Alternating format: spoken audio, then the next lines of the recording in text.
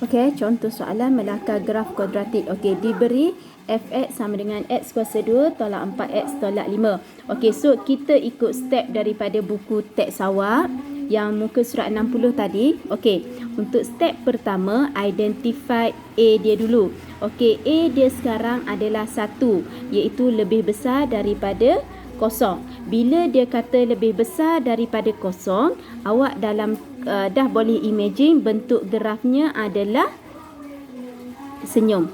Okey, bila dia kata senyum, maknanya ia adalah titik minimum.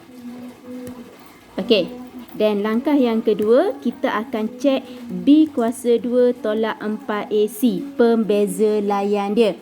Okey, so B dia adalah negatif 4 kuasa 2 tolak 4 AC. Okey, so awak tekan kalkulator, dia akan dapat 36. So 36 ini adalah lebih besar daripada kosong. Okey, bila dia kata lebih besar daripada kosong, maksud dia mempunyai dua punca berbeza. So dia akan lintas pada paksi X. Okey. Dan yang ketiga, step yang ketiga, saya prefer kepada bentuk vertex sebab kita nak cari titik maksimum dengan minimum dia. Okey. So fungsi fx tadi, bila guna bentuk vertex, kita akan guna penyempurnaan kuasa 2.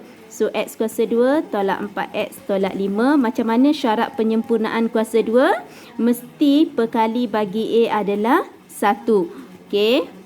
Tambah B per 2 kuasa 2 tolak B per 2 kuasa 2. Okey. So ini tak nak memang dia satu side sahaja. Tambah, tolak. Okey. Dan awak boleh simplify ataupun awak boleh terus guna kalkulator. So kita akan ambil yang ini dengan yang ini. So kita akan dapat X tolak 2 kuasa 2.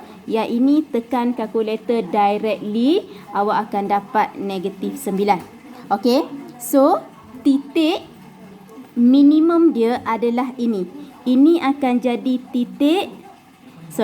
ini akan jadi nilai minimum. Okey, maka dengan itu titik minimum yang ini dia akan reverse sign. Okey, yang ini ada tolak 2, dia akan jadi positif 2.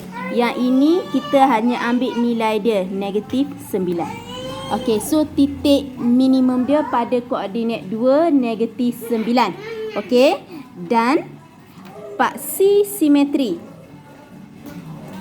Okey, paksi simetri adalah koordinat X ini tadi, iaitu 2.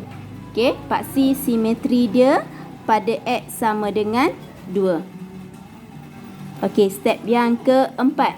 Okey, bila step yang keempat, kita akan gantikan untuk cari punca dia tadi yang mempunyai dua punca berbeza. Okey, iaitu bila kita buat fx equal to 0. Okey, so X kuasa 2 tolak 4X tolak 5 sama dengan 0. So ini jadi persamaan kuadratik awak tadi. Awak boleh cek guna 3 cara kan. Okey, sama ada penyempurnaan kuasa 2 ataupun rumus kuadratik. Dan kita boleh cek juga guna kalkulator. Okey, so yang ini saya guna kalkulator sahaja sebab dia boleh faktorkan. Okey, so kalau yang guna kalkulator tu macam biasalah, mod equation degree 2, A1, B negatif 4, C negatif 5. So jawapan kalkulator awak akan bagi X sama dengan negatif 1 dan X sama dengan 5. Okey, ini bila kita guna kalkulator, maknanya kita guna reverse. So awak kena reversekan di atas dia. X tambah 1, X tolak 5 sama dengan 0. So itu adalah pada pintasan X. Okey. Dan step yang kelima, bila kita gantikan F0. Okey, F0 kita akan ambil balik pada soalan kita lah. X kuasa 2 tolak 4X tolak 5 tadi. Tempat X ini akan jadi 0.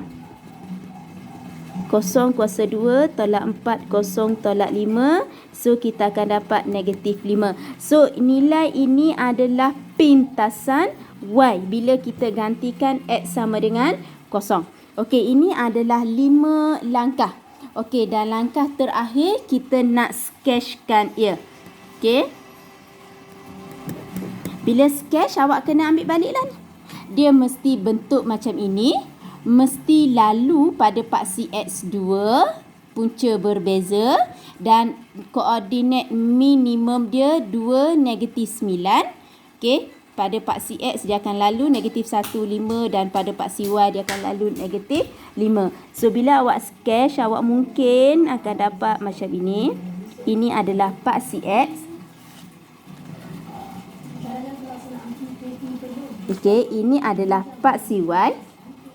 Okey. So, kita dah tahu tadi titik minimum dia adalah pada koordinat 2. So, kita agak sahaja. 2, -9. So, saya agak-agak dekat sini. So, kita kena tulis koordinatnya. Okey, 2, -9. Di mana pintasan Y dia adalah -5.